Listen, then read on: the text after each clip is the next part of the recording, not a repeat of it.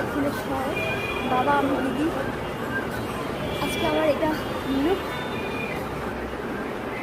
তো আমরা চলে এসেছি সবাই মিলে দক্ষিণেশ্বরে। আর এই স্কাই ওয়াকে আমরা এখন হাঁটছি। দেখতেই পাচ্ছ কত সুন্দর ভিউ। সেই সবে রোদ পড়েছে। এই যে আমার দিদি আমাদের নিয়ে যাচ্ছে, মা বাবার ছবি তুলে দেওয়া হলো।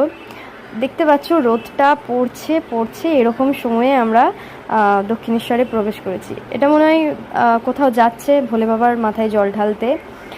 ওয়েদার আর রোদ, মানে সুন্দর পরিবেশটা। আমরা পুজো দেওয়া হয়ে গেছে, পুজো দিয়ে আমরা ঘাটে বসে আছি।